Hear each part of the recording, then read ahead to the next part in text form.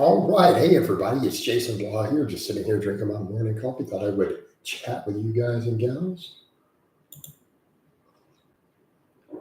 and see what we get for people in here this morning. All right. It usually takes a minute. Might be a little early. Might be a little early for getting people in here. Sorry, I didn't clear my throat very well this morning. All right. So, link in the Facebook page. If you people will please follow it. And let's get this party started. All right. So, hopefully, there we go. Hibachi Girl says first. Appreciate it, man. Make sure you drop a like, Hibachi, so that we get more people in here faster. People forget that. Like, that's how we get people on that quick engagement, right? Because I don't run these very long. Coffee chats don't last a real long time. Get up, get it going. I'm a deadlift today, since I will probably not be training tomorrow. So we're gonna get our deadlift session in, but I was gonna do that next few weeks anyways. All right. Put the deadlift back on the Tuesday, because really doing back first, that was kind of tough this last week. Like doing those heavy rows and pull-ups and then deadlifting the next day, it's kind of tough. Right? A little YouTube meaty. Oh man, we were looking flat this morning. The scale dropped back down. Like I've been going up all of a sudden, and then it dropped like 4 pounds overnight. I don't know what happened there. But I had a good training session with some PRs yesterday. So I'll take it. I'll take it.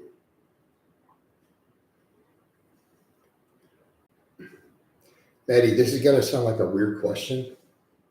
Why does everyone from that part of the world always say sir in every sentence when they address you online? It's just kind of a strange thing. I notice it a lot, even in my inbox, comments everywhere. I mean, not saying it's a bad thing. It's just an observation I've noticed, and no one else does it anywhere in the world. Just certain little regions.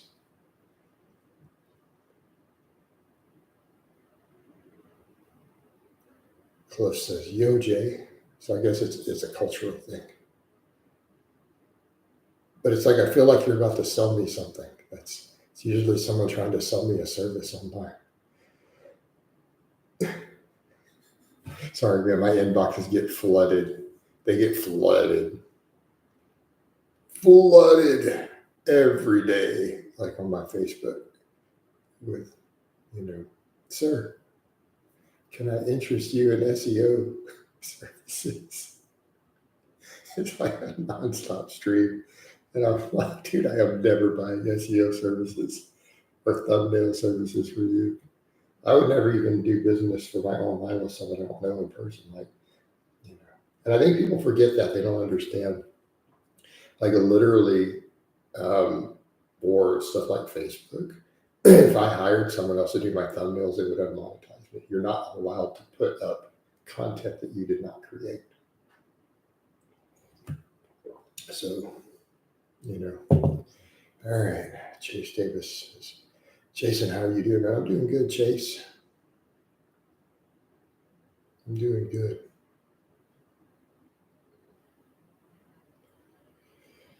We got any training questions? Let's see. We got a few people, and people are in here real quick. Let's get some questions going here, guys. Do you have done Zercher deadlifts here? Fine. I don't have a lot of use for Zercher lifts. I mean, there's lots of stuff I can do that's fine. Doesn't mean they're necessarily effective for any of my goals. That's the thing. I'm not a big fan of Zercher lifts. They're sport specific in their use. I think grapplers and wrestlers, people who are just trying to get big and strong, I don't think they're the best approach, right? I think normal squats and deadlifts do a much better job. Because again, the upper back's not becoming limiting factors. Jason, on a previous video, you mentioned about not cutting too aggressively so you don't lose muscle. Can you add numbers? That number is going to scale with how fat you are, Cliff. So therein lay the problem with the question. Are you lean or are you 30% body fat? Right? I'm going to say someone who's under 15% body fat, I wouldn't cut more than half a pound a week. You're under 10%, I wouldn't cut more than a pound a month. If your goal is to actually possibly make some progress here. Right? You trying to actually keep all your muscle, or are you trying to gain a tiny amount of muscle? What have you done recently you enjoyed doing a lot? Not going to go into all my private life, dude. Right?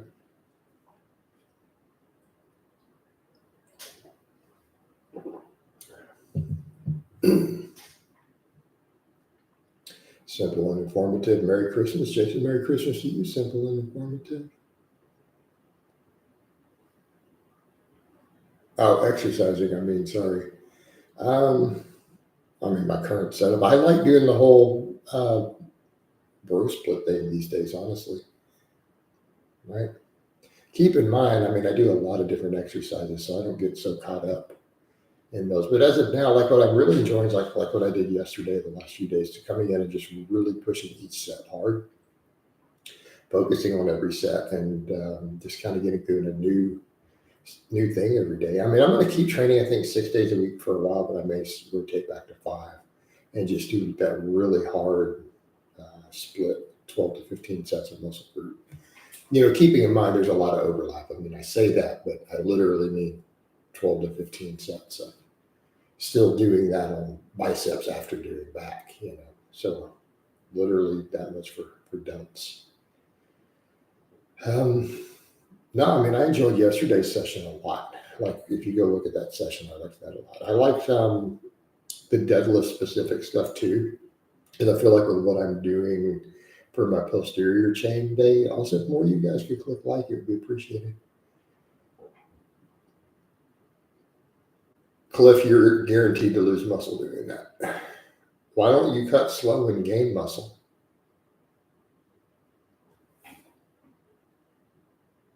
How about you actually gain muscle while you cut, like an intelligent person? That's what I'm trying to tell people. All the research says you can gain muscle while you cut. If you just do it, then just lose muscle, man. I don't give a shit, dude. Impatience has no place in this game. This is the wrong hobby for you, then, my friend. I'm going to suggest you take up something else. You're not going to make it in the iron game if you're an impatient person. It's just the wrong thing for you, dude. Or you're going to need to learn to really, really, really love train. But back to what Chase was asking. I'm kind of enjoying that, but I really enjoyed like the deadlifting session the other day, because I'm doing like half of my session is deadlifts, right? And that means coming in and doing an axle bar after, because the conventional deadlift's my favorite lift, and normally we can only handle so much of it. But I've noticed if I do those sub-maximal back off sets, like doing triples of 500 and then do axle bar work really heavy after, so I can do a top single and do all that stuff and recover from it. And I recovered really well, right? And still hit a 500 box squat a few days later. So I'll take that as recovering well. I enjoyed that a lot because I like deadlifting. All right. Well, here's the thing, Cliff. Then why don't you just take your time, though? Start just cutting, slow cutting, and get there. The time's going to pass anyways. Look, it's winter time now. Start doing your slow cut and actually make gains. Why don't you just lose half a pound a week? Right? And focus hard on gains. Get your training dialed in 100%. Take your protein way up and lose half a pound a week. You'll trust me, you will be so much better for it.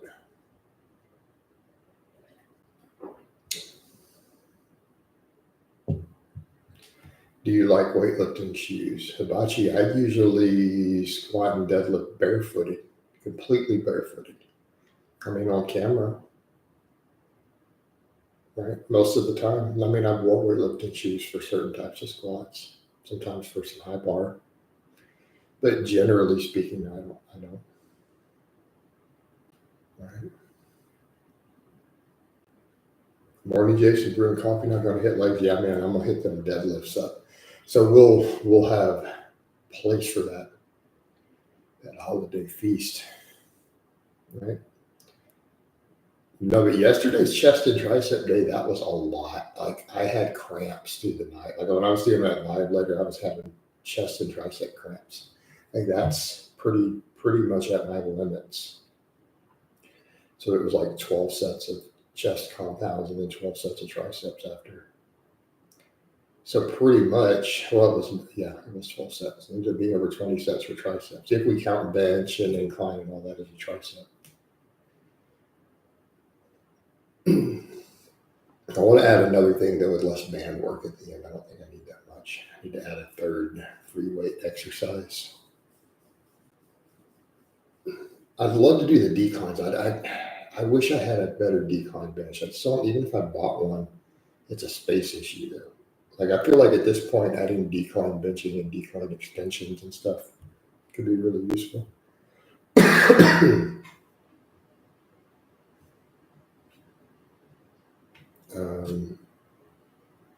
Hey, Coach, what's your thoughts? I mean, you guys need to be extremely specific because I feel like I answer that question a lot in these lives. Could you ask me something specific? Because I feel like I give the same long 5-minute answer every time. So is there something specific that Mike has that you would like me to address? Because otherwise it's an hour-long live stream discussing the pros and cons of Mike's style, what sort of stuff he does that's obviously correct, what sort of stuff he makes up for marketing purposes and bullshit to make money. I mean, I'm very familiar with Mike's work. I mean, I've had conversations with Mike, reviewed his book. His stuff's about 80% good, about 20% marketing bullshit. I mean, it is what it is. Generally, most of his stuff is really good, right? But all his stuff on periodization and planned overreaching in the way he does deloads is not backed by any evidence. It's complete bullshit. It's done purely for marketing and to sell programs. How's that for a fair answer? So you can ignore all of that. Just throw all that away. Now, the rest of his stuff is obviously effective, good, very evidence-based, and it works. All right. Coach, anything wrong with training combat sports for 20 minutes straight after lifting, jump rope, heavy bag, work capacities there? He suggests reloads. I don't know what that means. You're going to have to explain to me what reloads mean every week because I have no clue. Like he's dropping a new mag in and racking the slide. The fuck does a reload mean? I've never heard this in lifting. Only place I have ever heard that term in my entire life is in quick cuts. Yeah, no, that's complete bullshit. That will hurt your gains, and Mike knows it, right? Which you just said. So he's not racking the slide, right? Unbelievable. As long as you're conditioned to it, I think it's fine.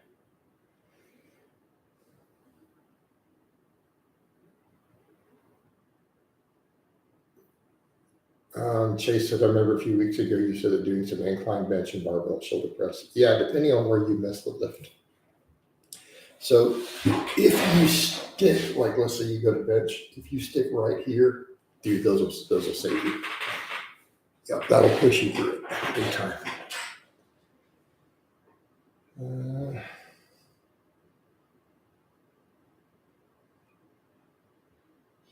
Yeah, there's no reason to ever plan a deload for lifting. All the research shows you lose gains on deload groups. That's what the evidence shows. You deload because you're forced to. Okay, Chase, yeah, get that incline and overhead press up. That'll help you right there. It's that transition spot. And the stronger you get, the lower that transition spot gets. So if you look, they've did research on this 30 years ago, like where they took benchers of different calibers, like a 200 bench or a 400 bencher, where they took Bill Kazmaier benching 600, right, on a max, and they filmed them from the side to watch the bar path. And that transition point, the stronger they got, the lifters, the closer it was to the chest. So what you have is that J shape where that bar shifts towards the face, just briefly on the concentric rep, right? And we're talking on a max bench. That transition point, that's where the incline will carry over. Okay? And the overhead just also, because they'll have a similar benefit. So if you stick right at that transition, those will fix it. Right? They'll help you push through it. Yeah, a month off from the gym is absurd. I've never ever advocate that ever for anybody. So I don't know what Mike's doing with that. That's not even research to back it. So I don't understand why. Especially when the data on deloads has been really, really unkind, to put it mildly.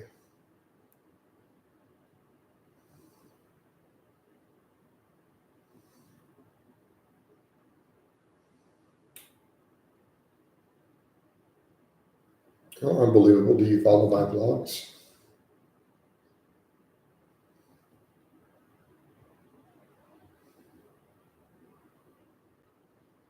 I mean, I'm 48 years old, and you just watched me do a 500-pound, 12-inch box squat. Okay. Would you describe me as advanced? Did 3x3 on 315 pause bench yesterday at age 48. So I'm going to say I'm probably advanced lifter. I think that's fair. Do you see me take deloads?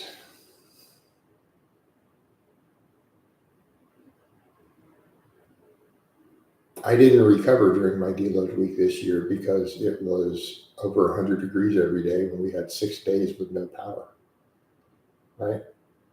I live in one of the insanely hot, humid place, and hurricane knocked all of the electricity out for 6 days for miles around me, right? So we had no air conditioning, no, nothing. So I deloaded because that's the only time I deloaded for a couple of years, right?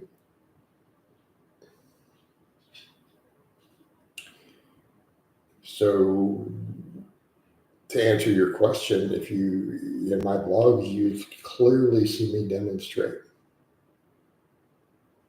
exactly what you're asking. I haven't deloaded in years, dude. I used to deload because I used to go fly to see my girlfriend. I was in a long distance relationship that was not supposed to stay long distance that long. She was supposed to move to Texas. And then her own bullshit got in the way of doing it. And I do mean bullshit. And I broke up with her.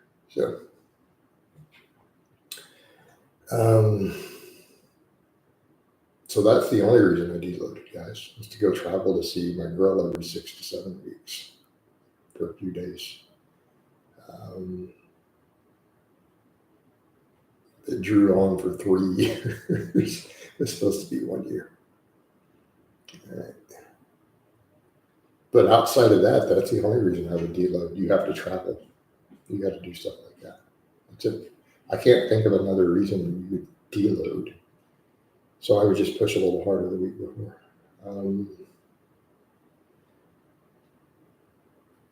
Yeah. Poor fatigue management is what causes deloads.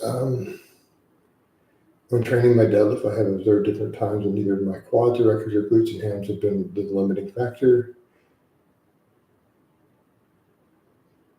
Do you have any stronger weak deadlift components? Not really. No, I just need to get stronger.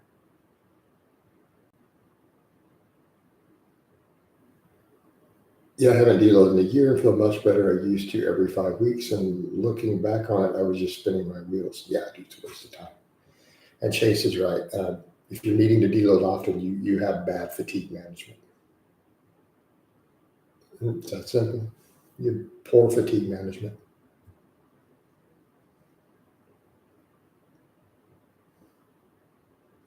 And I see people who have those problems who they don't even train that hard and they run into issues, but that's other stuff in their life. Um,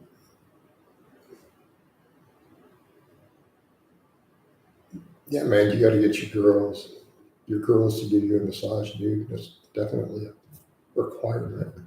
Uh,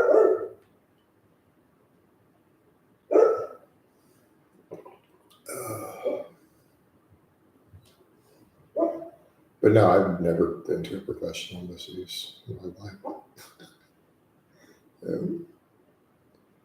right.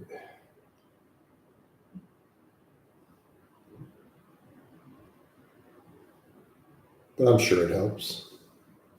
I'm sure it helps for a lot of people, unless you do hot baths. Like I don't do a lot of the stuff other people think that you need. I don't even foam roller or any of that anymore. It's not necessary. Right? Train, stay in shape. Keep your diet on point. Learn to relax. Because even a lot of those massages, a lot of what you're getting there, really just relaxation. Right?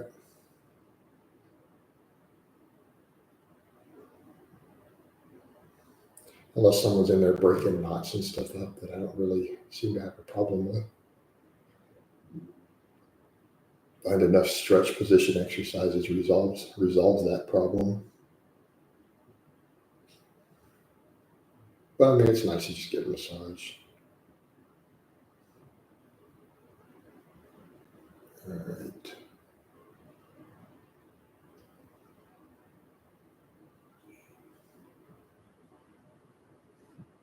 If I wanted to balance running and lifting, what split would you recommend and how many times greener? That's not a simple answer. That's all right. We are now to consultation level questions. Message me there. I am still doing 1 hour calls at half price through the holidays, $50. That is not even remotely something I could sit here and answer in a live stream. That's literally a 30 to 45-minute one-on-one conversation, needing to know all about what you do. So that is not something we could cover here. Like saying, hey, what split do you recommend for boxing? Well, let's see what you have going on. I'm going to need to see your training and strength and what your lifestyle looks like. I mean, we're no longer at live stream level questions. All right, guys. I'm going to go ahead and wind this down. So, hope it's been informative, and I'll talk to you guys and gals next time.